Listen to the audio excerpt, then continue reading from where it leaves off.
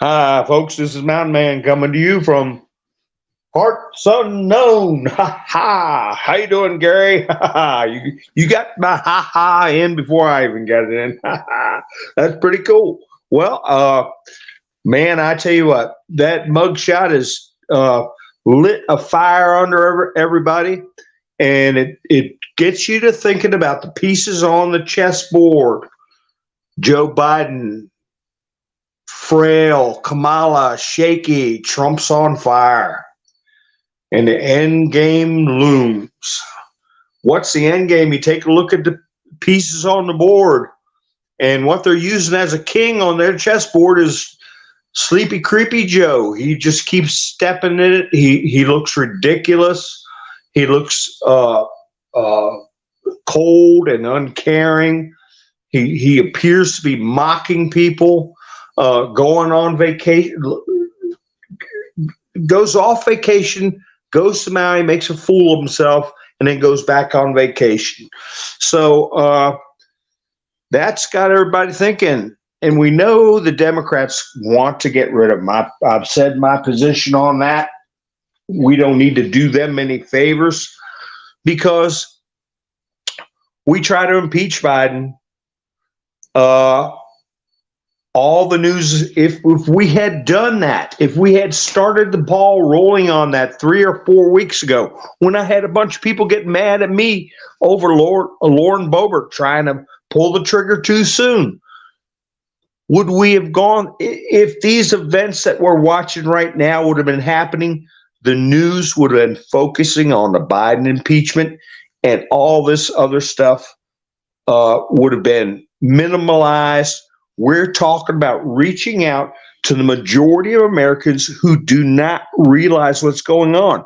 We've got a head start. We've got to jump on them as far as information, and we have to try to get people to catch up. Biden is the most embarrassing thing for the Democratic Party.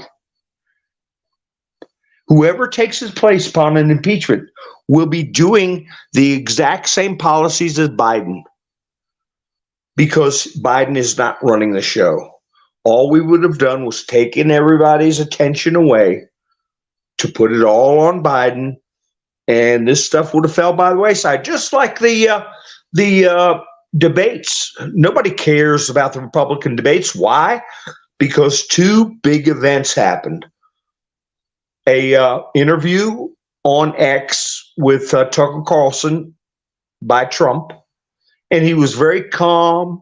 He was very presidential.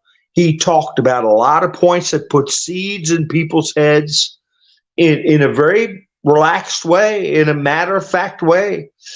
And the response was stunning. Over 250 million views, and it's going to go even higher the more people hear about it, especially after the mugshot business. People are going to say, let me take another look at Trump. And how can I look at him and see what's going on? The quickest way to do it is to watch that Tucker Carlson interview. And that's bringing in even more views.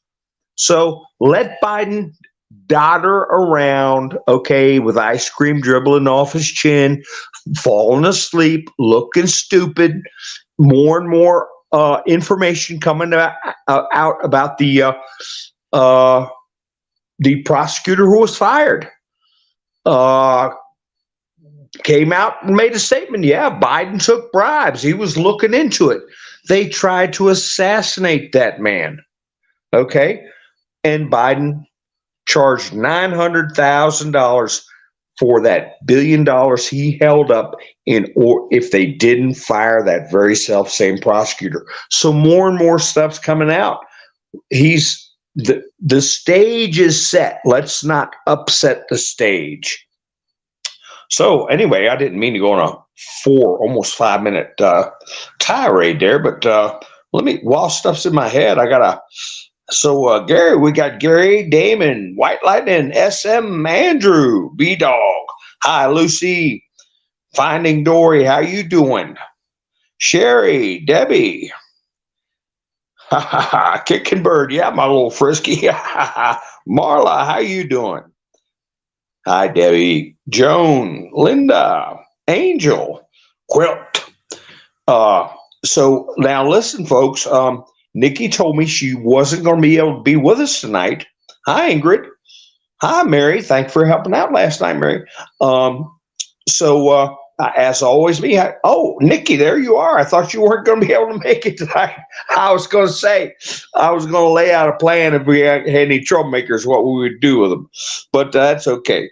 Hi, B Dog. So we get any troublemakers in here, we'll play around with them a little bit. But usually when I put Biden in the title, I'll get a few, So hey, great, come on, let's go round and round. So anyway, hi Georgia. So good. Maybe I got the wrong day, Nikki. I thought it was no. Oh, what did I talk about? That's tomorrow. Yeah, tomorrow. I'm probably not gonna broadcast tomorrow. Yes, please hit the thumbs up, Nikki said. Yeah, story keeps changing where Potato is. Supposed to be back today, so Harris takes his place at the White House. I don't know. She's looking shaky. I tell you, I looked up some stuff on the 12th Amendment concerning our elections, and I'm gonna go over some of that. Camperman, how you doing? Melinda, how are you? So, if I missed anybody, I apologize. I think I've gotten through that. But anyway, we've got the stage set just like we want it. And Lone Wolf, how you doing? So I hope I have everybody in here. Hope I've got everybody. So anyway, there's a couple of things we talked briefly about what Trump said during the Tucker interview, and I tell you, he's got a way of sprinkling stuff in there. If you look at it, you go, oh yeah. He said a long time ago that fake news, getting rid of corrupt news now, is going to be the first step to this country healing. And he brought up Chris Wallace. And did you hear Tucker say that he said later on he said Chris Wallace was a fussy man, but before that he excuse my language, he called him a bitchy little man. Did you all catch that? Tucker Carlson said that about Chris Wallace, and then later he said a fussy little man. So it's funny when you listen to it again, you catch those little things. It's funny, but it does put the focus on what Trump was saying about corrupt news. And Trump brought up that when he fired Comey, he said it was like throwing a rock at or hitting a hornet's nest.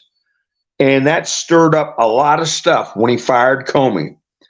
And that's all going to tie back into the insurance policy and what I think may be a seminal moment. We're going to have several different seminal moments, but one of them I remember in being in the 17th posts was that if there are text messages or communications between government officials concerning hurting or worse, if you know what I mean, the president of the United States or his family members. And I think Trump has those communications. And when he's going to disclose them, I do not know. But that is going to be a seminal moment.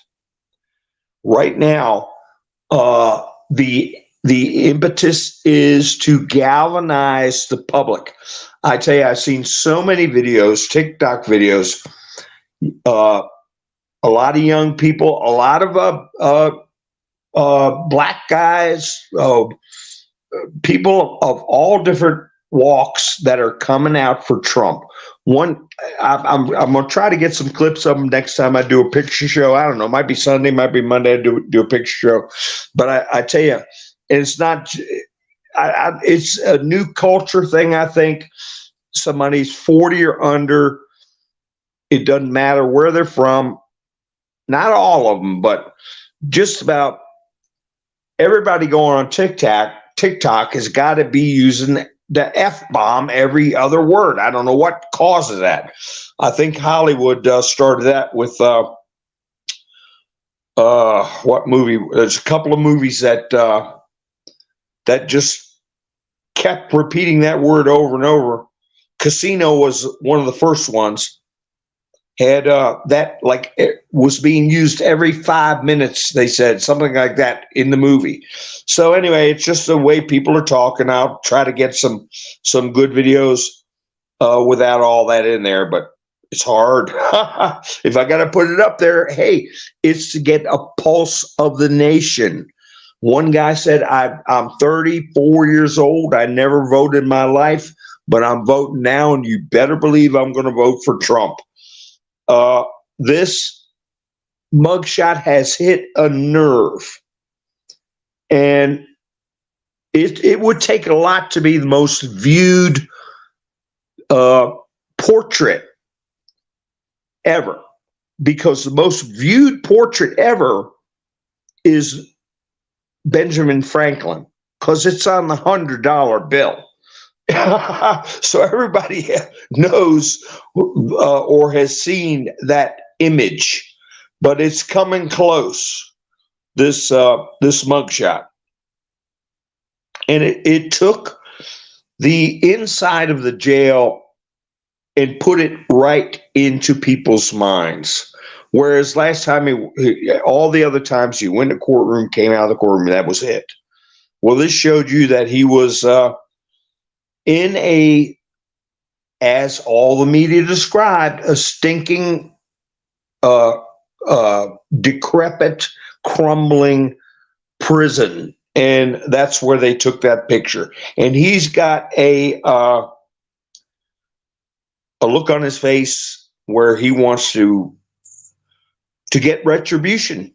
And whoever that look is being cast towards, whoever that look is meant for, is very uncomfortable right now. And one of the many that look is meant for is Fannie Willis, Big Fannie, as Robert Gravois calls her.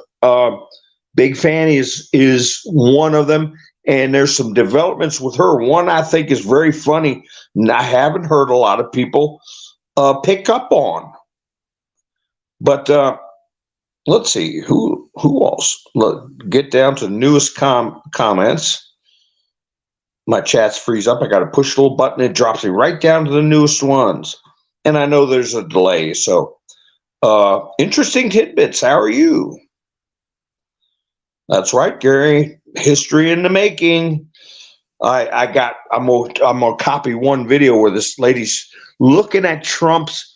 She filmed while it was on her television, Trump's motorcade coming into Fulton County. And it was a huge motorcade. I mean, it was a show of force. And I didn't realize he came with that big of a motorcade.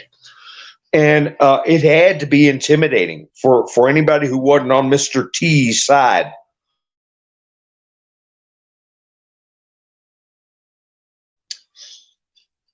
Because I was watching the people who were protesting for Trump out there, and there were a lot of people out there. Some news organizations put out, "Oh, Trump asked for mass protests and it failed.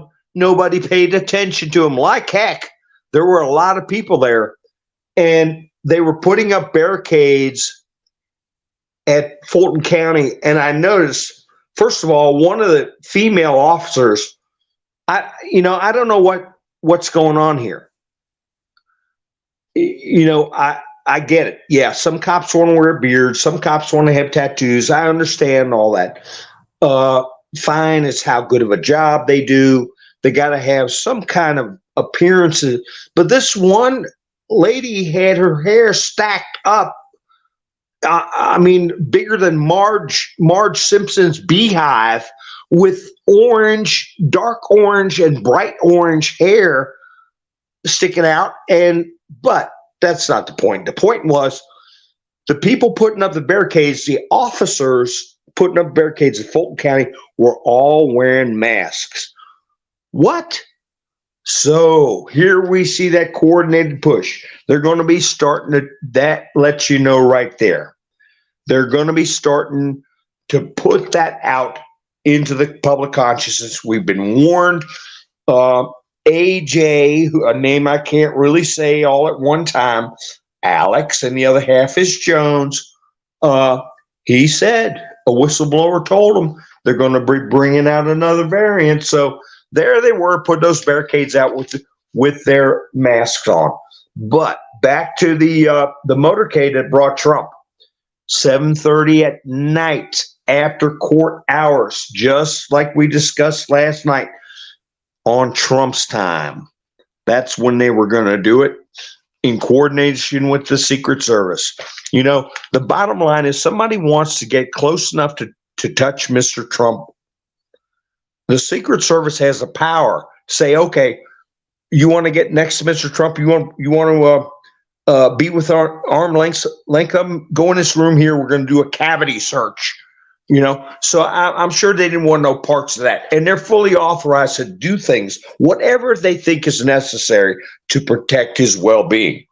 So, yeah. He came when he wanted to, and he left when he wanted to, and everybody knows that 17-minute mark. And I did notice people saying 215 pounds, 6'3", add all that stuff together. What does it come to? The magic number, right? So I don't like the overuse of that or looking for too much, but I definitely think that those were comms for sure, to let people know. Because if you read the drops, you know, in their plump and plain way, they lay everything out. Who's the baddies, who's the goodies for the most part, and what we're fighting against. So anyway, you know, I did like the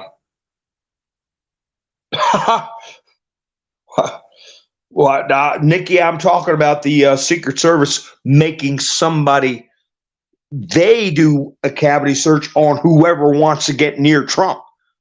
You know, if they suspect somebody of being a threat, you know, they can do whatever, you know, especially if somebody rushes up on them or something, they'll take a blood sample.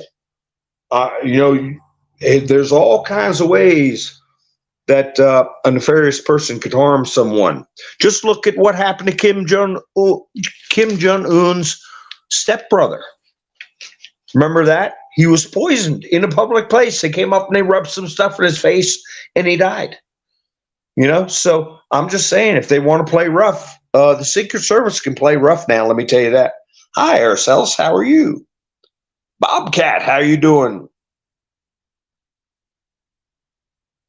Yeah, Russell Gould could end up being the judge, since he's the only real judge in America live on TV.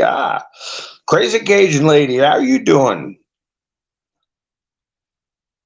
So anyway, it was really interesting. And also when Trump brought up, he said it.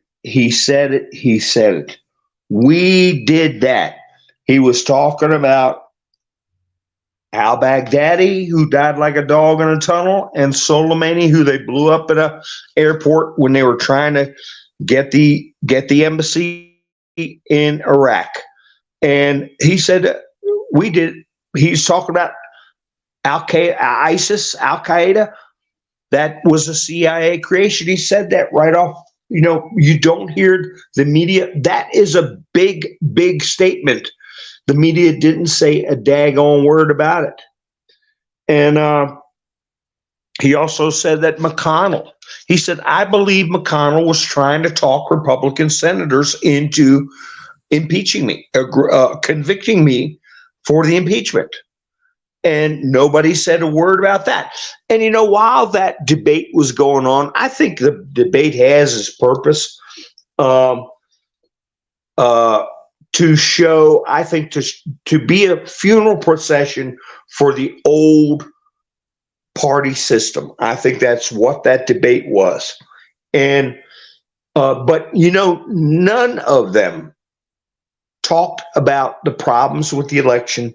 None of them talked about how Trump was being treated. None of them, except for Vivek, came to his defense by saying he was the best president. But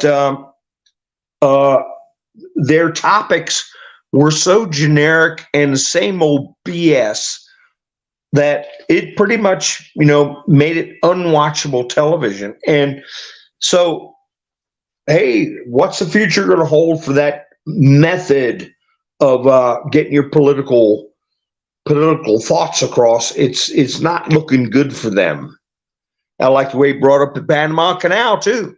Do you know that Ronald Reagan, when he was running against Jimmy Carter, not a lot of Americans knew him. He was governor of California. He was an actor. People knew about him, but never really considered him in a presidential manner. They didn't think of him that way. One day, Jimmy Carter said, "There's a man running around here saying things about the Panama Canal," because he was going to sell the Panama Canal. And that statement, "there's a man running around here," well, it was Dan Rather scheduled an interview with Reagan about the Panama Canal and Jimmy Carter. And Reagan did a one-on-one interview with Dan Rather, and it was another very similar to this situation. Of course, it was a lot different media then, but it got tremendous ratings, and Reagan came across defending why we should keep the Panama Canal. Boy, wasn't he right. But he introduced himself to millions and millions of Americans and looked very presidential, and the rest of the story. Now, what was Trump's point in bringing up the Panama Canal? Are we going to get that back? Because we sold it for $1. Jimmy Carter sold it for $1, and all our trade and commerce goes through it, and they're making barrels of money. Are we going to have a country that is hostile to us, or who, according to Mr. T, allowed that thing to get in our country from a LAB? Okay, could that be part of the settlement? Because he's going to sue. And I use the word sue just like I've talked about in the past about war. Whenever a party comes out with a white flag, it doesn't mean surrender. It means a truce for talks sometimes.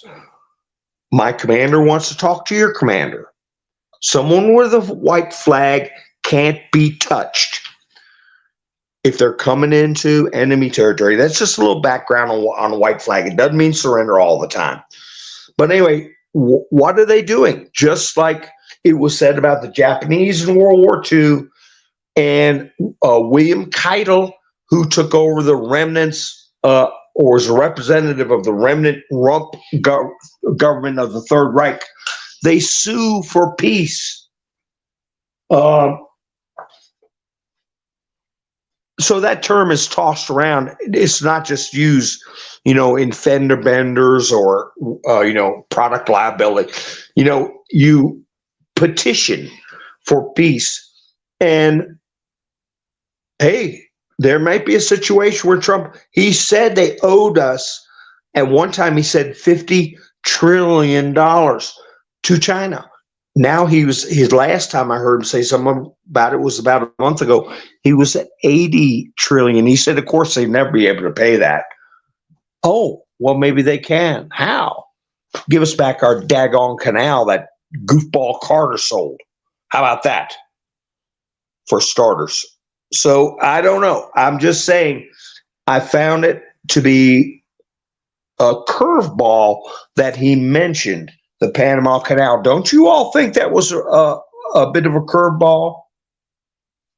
So I think it's where he's laying out how we're going to get recompensed for this, because we are going to get a recompense and we are going to get retribution.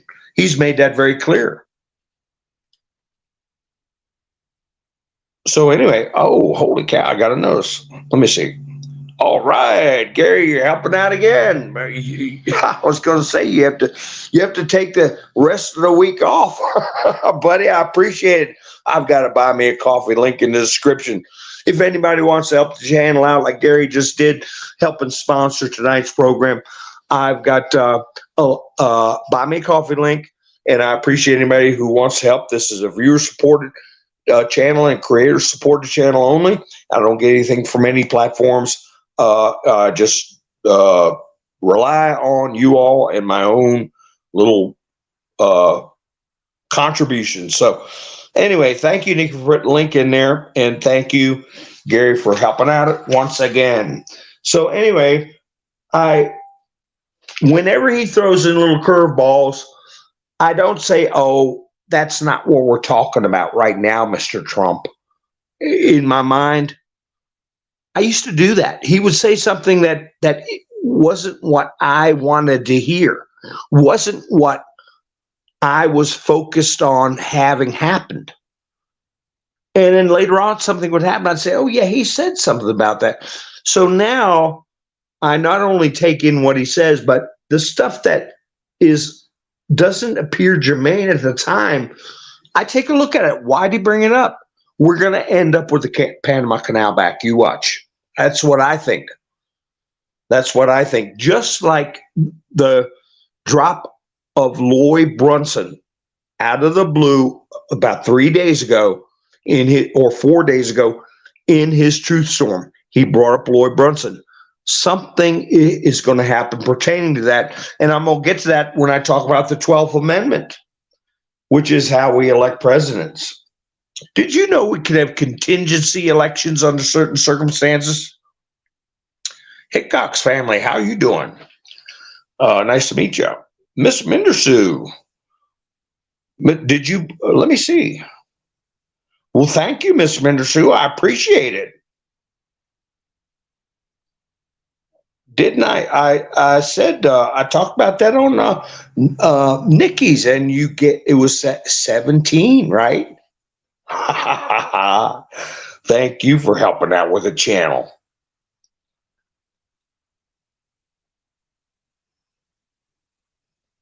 So, anyway, the Punisher said checkmate yesterday and today. That's right. A lot of American lives were lost building that canal. What did he say? 30,000?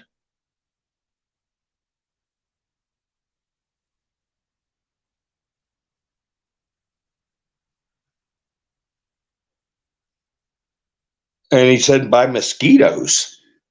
And yeah, we had our little discussions about mosquitoes, Bill Gates letting them loose, and things like that. I don't know if he mentioned that to get our antennas up about that, but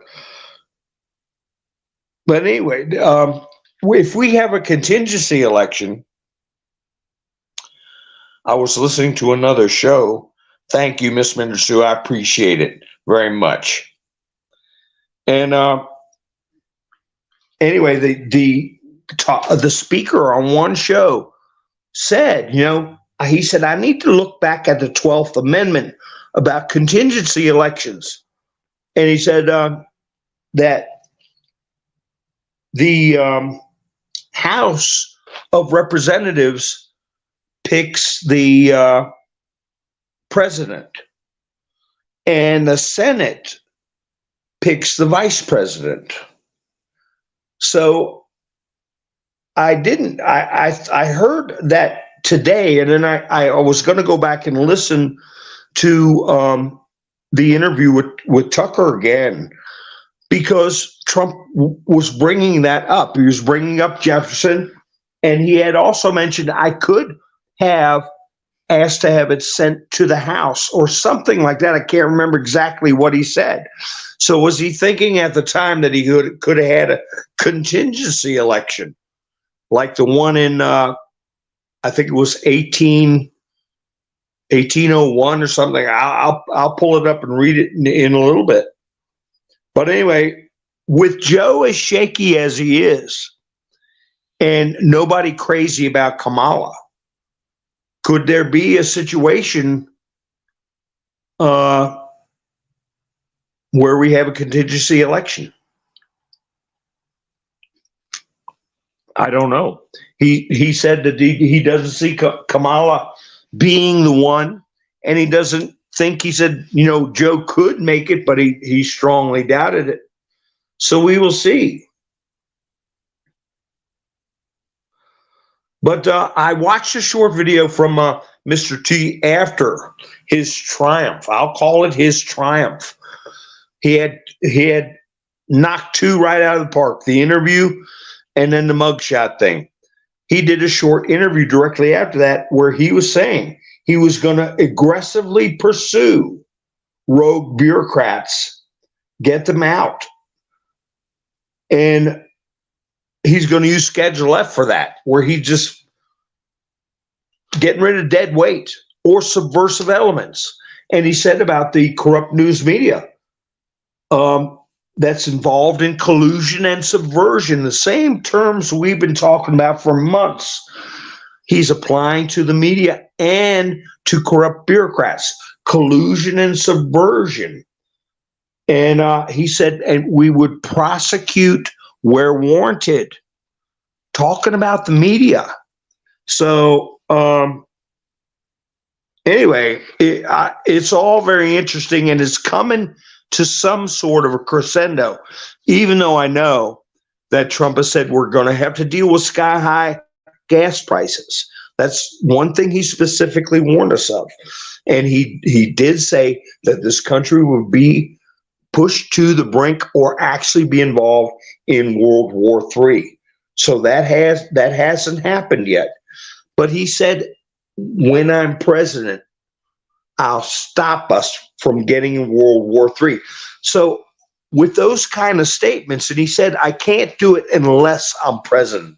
He said, I need the gravity of the office is the only way I could stop World War III. So I'm thinking, well, how does he know, there's not going to be a World War III before 2025, which is when he would take office? How the heck can there be a regular election under these circumstances? How? They're threatening again with the illness. I'll call it the illness instead of what starts with a V. They're starting again with masks. They're starting again it's the New York Times and the Atlantic both put out articles about how we really don't need to vote, how it's so, it's not good for democracy to vote. How the hell does somebody come up with something like that? But you can see that their brains are going 90 miles an hour to knock this thing off the rails. So anyway, I don't see a normal election happening in November 2024. I don't see how.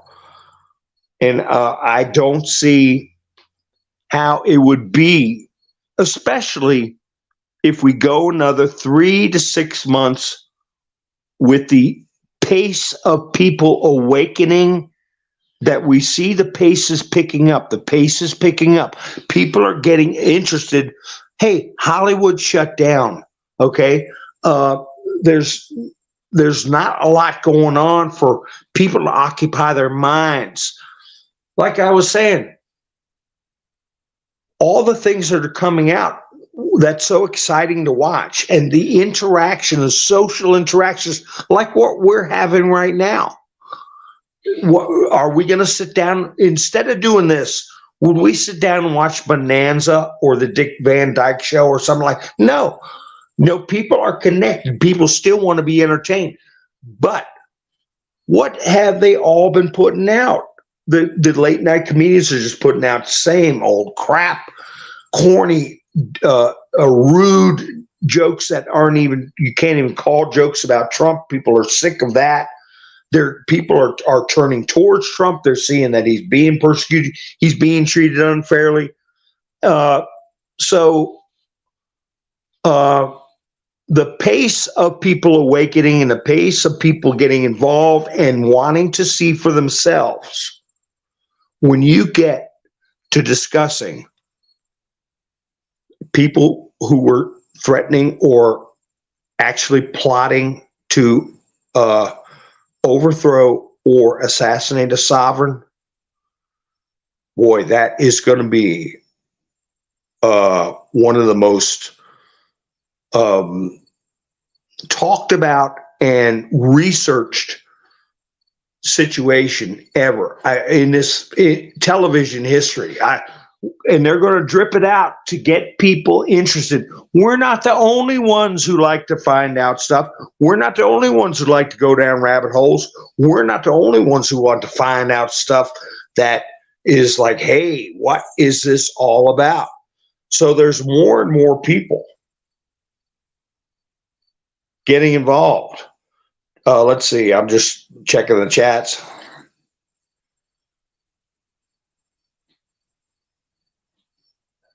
Oh, cow. Okay, I think I'm at the newest ones. So, yeah, the masses are finally waking up, Georgia. And the precipice, I think, is months away. Time to get the house in order. Yeah, you got to be prepared. You know, you think about it. If you've got water and food and a way to heat your water and food in your body, you know, you can get through quite a bit. If there's no gas available and, you know, you're stocked up at home and the you know what has hit the fan, you know, you at least you got something to eat. And keep yourself hydrated and wait for the thing to blow over. Yeah, and don't go out there getting fights over toilet paper.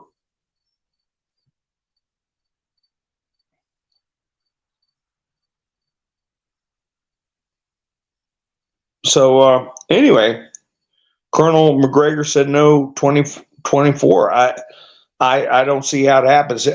What I can see is what I've said in the past is with the assistance, if there's a catastrophe, who's helped in the past when there's been disasters, catastrophes, problems, not to come over and take over, but to assist has been the National Guard. They've been called in to assist. They deliver water, they deliver MREs, they rescue people out of the river or something like that. You know, they do the traffic control. They bring fuel into areas that don't have fuel. They help around refugee centers and stuff like that. Well, if there's something that happens where we can't function, oh, there's something terrible that happened, we're just going to have to delay this election. No, we're not. We've got backup ballots. We've got backup poll books. We got everything we need. Trump showed how they set up those field hospitals in New York and elsewhere overnight. So, and wouldn't that be a way to make sure things were done honestly and properly? Hey, I've been places where they had martial law. They do it. During a hurricane or disaster, they'll do it in certain parishes or counties or areas like that. This area, is right now under the control of the National Guard. They're here to assist. And if you're out at night, they're going to want to know, where are you doing? What are you going? So no, there ain't going to be no vans running around with boxes full of certain pieces of paper at 3 o'clock and 4 o'clock in the morning. Get what I'm saying? And so, hey, they're working their little brains overtime as to what they can do, because they can't do half the stuff they did last time. We're on to them. I'll tell you something else. This Fannie thing, Fannie Willis, there's a couple of things that got her in trouble, and she knows it. Excuse me while I have a sip of my coffee. I haven't heard anybody talk about this. Trump hired a lawyer, a new lawyer, because they keep charging his lawyers or suing his lawyers or sanctioning his lawyers. But this lawyer he hired down there in Georgia is the same lawyer that was defending this rapper. Where is it? I forget the name. Y or something like that. Let's see. See if I can find it. I can't. Trump put out a truth. Here it is. Trump hires lawyer who got rapper Gunna out of prison in YSL RICO case. So Trump hired that attorney. Why do I think that's a big deal?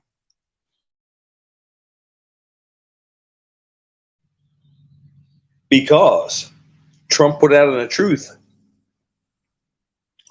that Fannie Willis was involved with one of the defendants in the YSL case. This, whatever. She's supposed to be the prosecutor. Well, what's Trump do? He hires a lawyer was involved.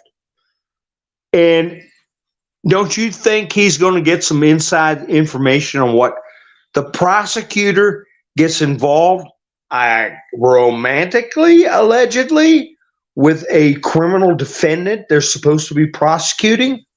And then Trump hires the attorney for the other side? Boy, it was said before Trump became president that he had one of the premier intelligence services, not an agency like government, but an intelligence service, his own intelligence service that was top notch. Now, he's still got that infrastructure plus the white hats. You think Fannie Willis is going to have any secrets from Trump? And that when she found out he hired the attorney for one of the defendants that she was involved with prosecuting, and also, you know what? So, she's sweating. Don't think she's not. And the other thing is that one of Trump's attorneys has requested his right to a speedy trial. And he wants a fast trial, and they can't deny it. So this is 5D chess from a legal standpoint.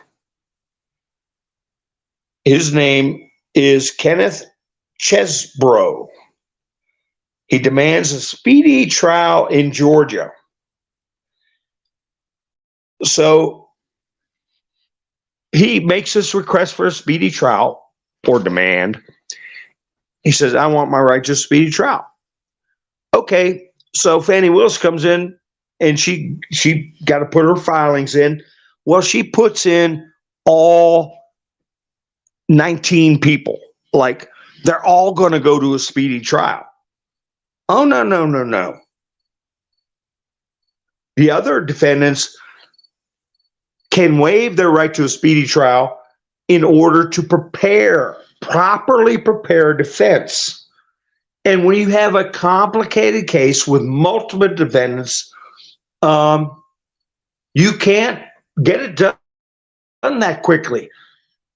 They're going to start the ball rolling with this gentleman I just mentioned, October 23rd. They got to do it. It's his constitutional right. So Trump has filed to have him severed. Why is that important? I'll tell you why it's important. Fannie Willis and Jack Smith, he's going to get some of the same medicine. You watch this. They're wanting to railroad everybody through before they have time to prepare. Jack Smith even said in their filings, we've got over 8 million pages of discovery. They said it was as tall as, if you stack the papers up, it would be as tall as the Washington Monument times, I don't know, 4. They said, no, there's no need for you to review all that. We've already reviewed it for you. Well, you're telling the defense, you don't got to look at the evidence we have. We already looked at it for you. You know, in other words, you don't have to just plead guilty, you know, because we already looked at stuff and we already figured it out, you know. So anyway, they're going to guarantee they're going to sever that case. I believe he was a private lawyer for Trump, so he will not. This is my thoughts on it. I'm not for sure on this. Mark Meadows was a federal employee. He's petitioned to have the case taken away from Fannie Willis and taken to federal court, where it'll probably get dismissed. This guy, I think, is different because he's a private attorney.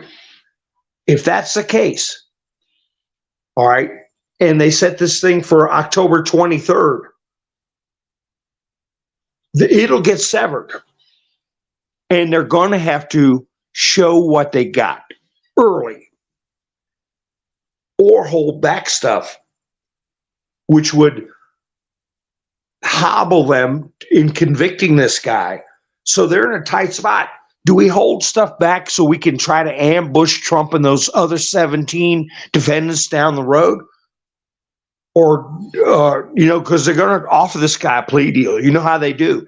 You get 1,000 years in jail if you're convicted, or if you plead guilty to something to make us look good, we'll give you that week you served in jail, time served. So what do you want? You want to go home today, or do you want to risk 1,000 years in jail? Same crap they pulled on General Flynn.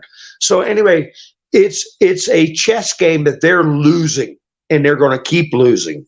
And there's going to be people getting severed off of Jack Smith's case. And there's also, with Fannie Willis and Jack Smith, they're looking at the possibility of criminal charges themselves for what they're doing. And so it's fascinating. It's going to be fascinating. And the way they're laying it out is not where it's boring courtroom, you know, legalese. And I mean, Trump is making it every man or every person soap opera or drama, action drama, really, especially if they bring in about the assassination attempts. So it's stuff that is going to be very fascinating, and it's going to go on. It's going to go on for a length of time. We keep an eye on this guy that is demanding his speedy trial. How are they going to wiggle out of that? And then at the same time, you got Mark Meadows, who is saying, well, I want to be taken out of this and over to the federal court. So there go 2 defendants right now that's being worked on that are going to be either exonerated or removed. And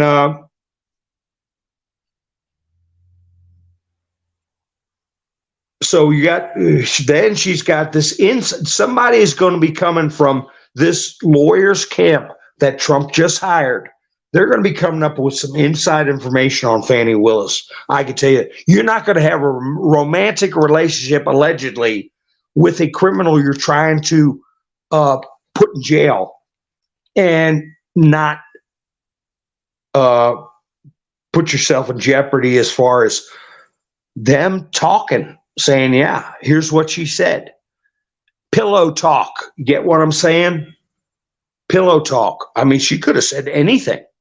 It may have been recorded. I mean, if I'm just, speculating, I'm not saying that I would do this, but you can see where if if I was being prosecuted and the prosecutor was giving me the,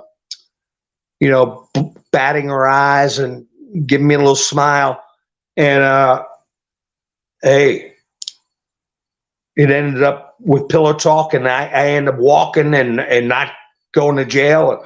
Instead of 20 years in jail, okay, I gotta act like I like her, whatever. Yeah, that probably happened. That's what I'm hearing from Trump. I mean, if you're looking at 20 years in jail and Fannie comes up and pinches your rear end or whatever, what are you going to do? So I would tape everything. I would tape everything she said. And God knows what she said about Trump that he's going to know about. We're talking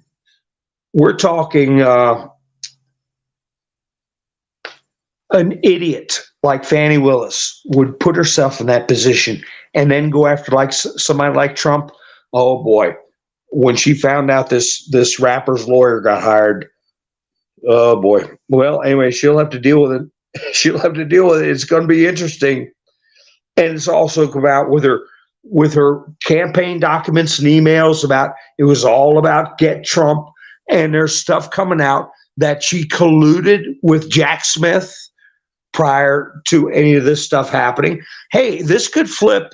The tables could turn from this of them claiming to catch someone who violated Georgia law, which is ridiculous. This could flip into a plot to overthrow a sovereign.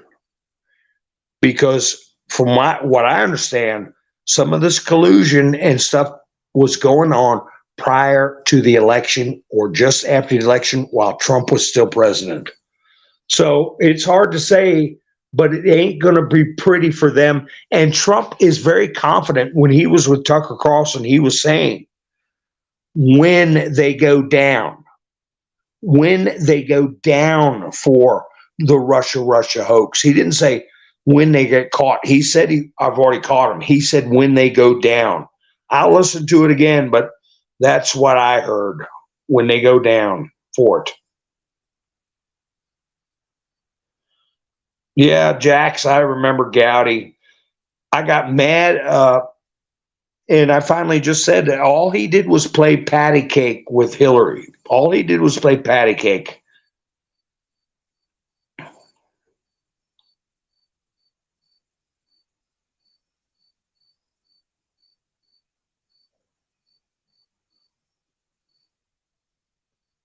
Oh, you hear cricket in the background? I tell you, I had one video I played where I had a crow out there, caw. And then I did another video where Sadie was meowing. And I didn't hear it till I played it live. And I said, that is Sadie when she was trying to get her something to eat. So you never know what you're going to hear. But that's where I'm at. I'm out in the wild. I tell you, I like to catch that hoot owl. Boy, that's a low ooh. It's like, man, I don't even want to go outside at night when I hear that thing. Ha ha ha.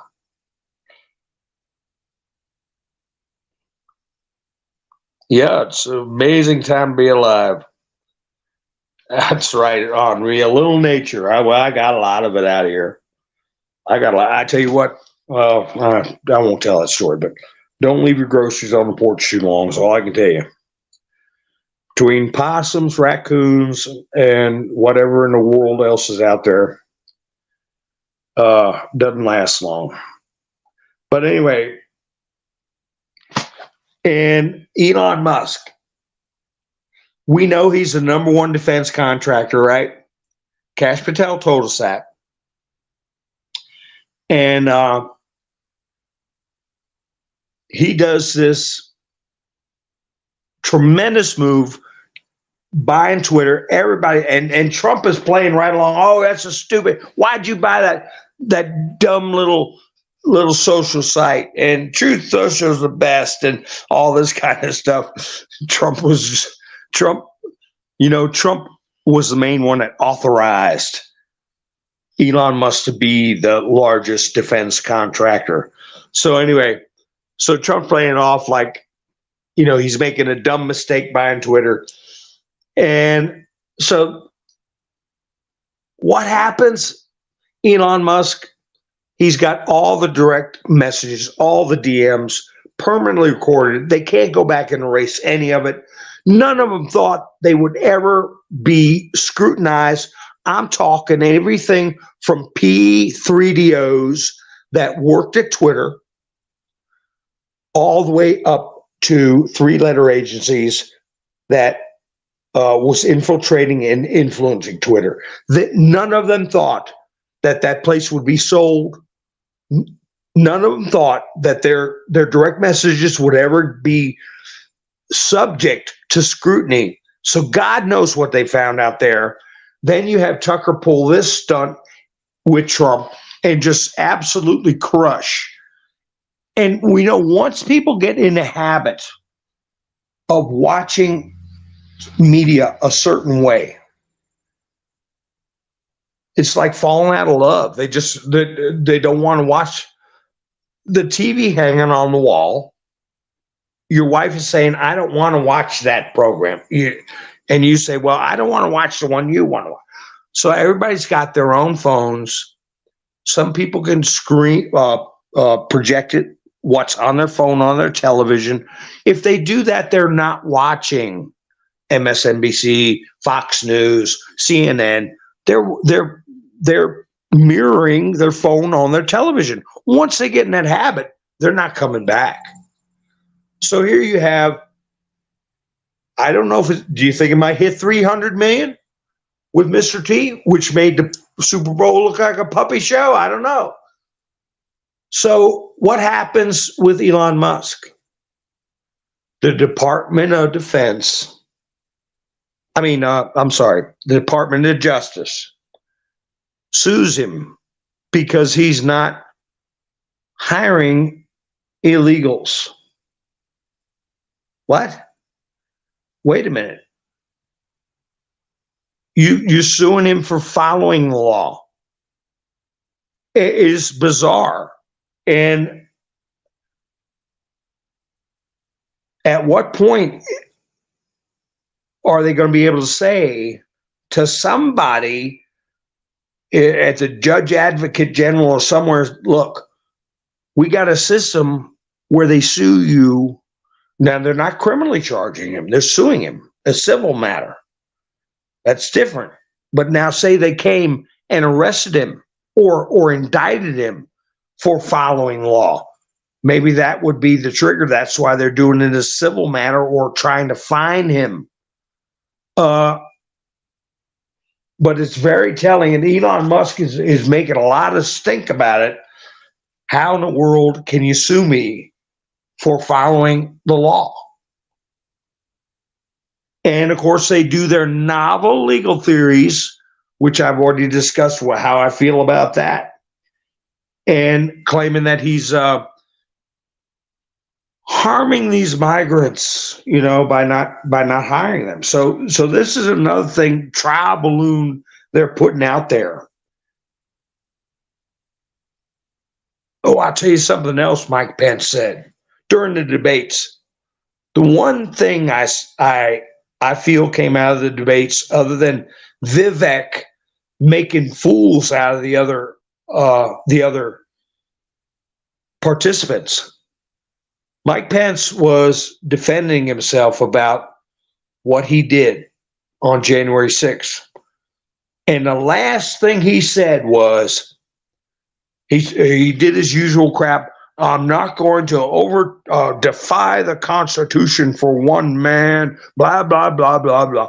And everybody's going, boo, boo. But then he says at the end, he says, and Kamala Harris won't be able to do that either. So that he put it right out there. If he would have done it, the next time around, the Democrats would have did it. So the language. Oh, I never did get to the 12th Amendment. The language of the 12th Amendment and the picking electors and all that kind of stuff is going to have to be revisited. Let me see.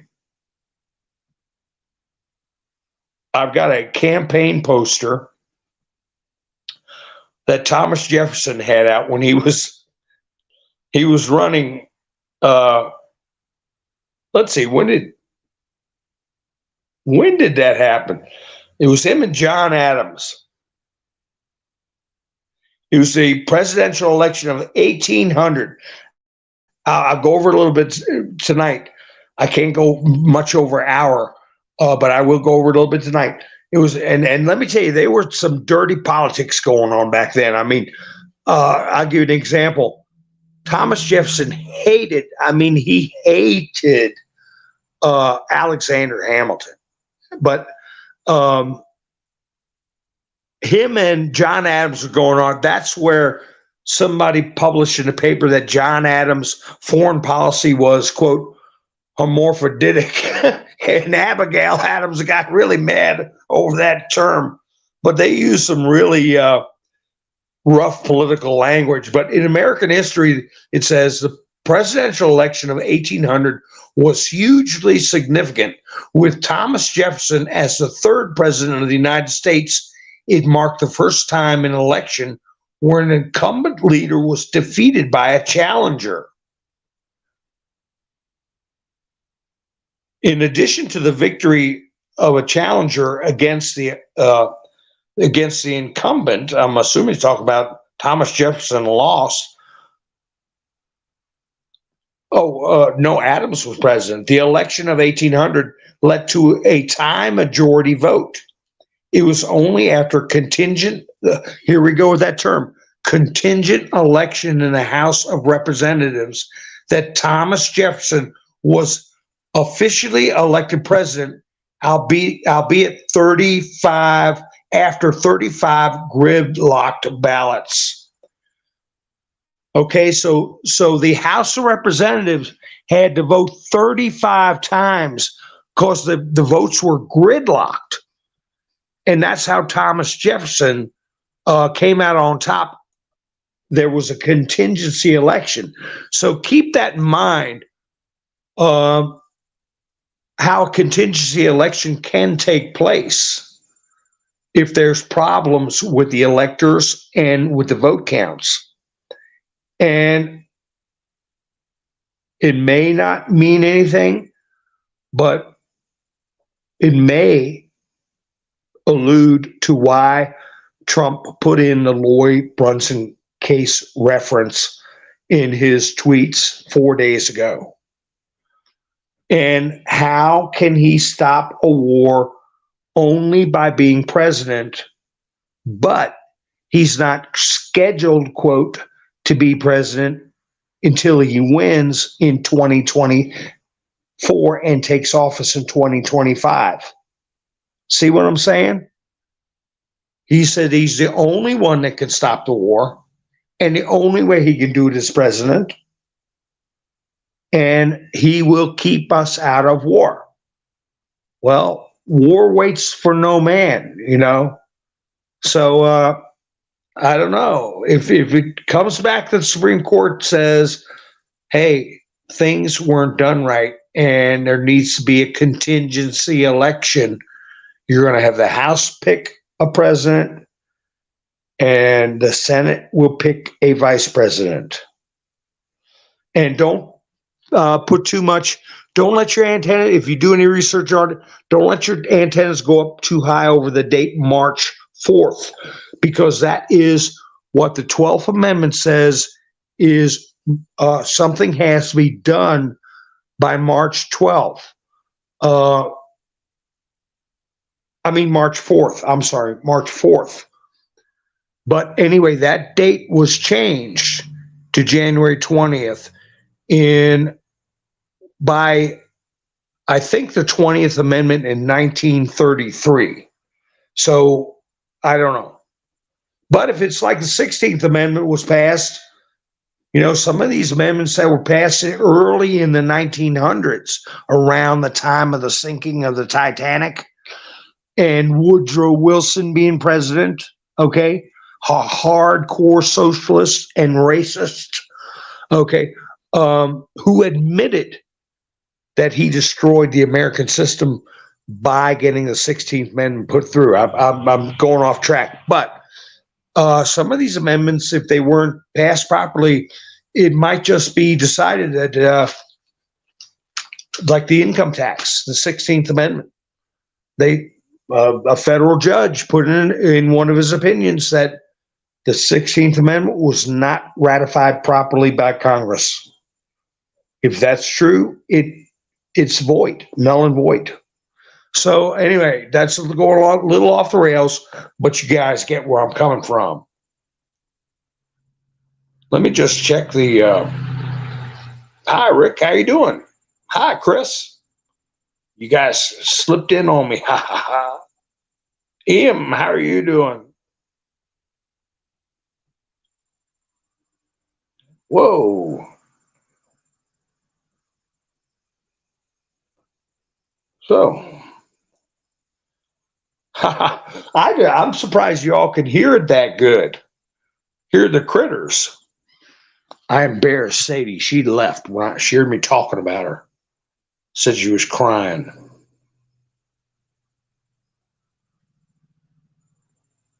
So anyway, I'm going to wrap it up tonight.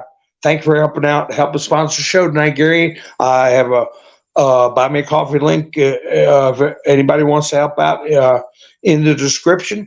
And let's keep an eye on those things. We've got the attorney who wants a speedy trial. October 23rd is when his trial date is supposed to be starting. So they've already got juries impaneled already. They just got to do voir dire and pick which ones they want from the jury pool. And so that's going to be some drama. Then you got Mark Meadows, who's going to want it all kicked out because he's a federal officer. So we've got Fannie Willis is being looked at, as Trump says, very strongly. And we'll just keep an eye on this drama. And unless something big happens, I'm not going to broadcast tomorrow night. Unless something, I get a wild notion or something hits me or something big happens. But if you subscribe and hit the notification bell, you'll know when I go live. But I'm planning on Sunday or Monday, and I may do a picture show one of those 2 days.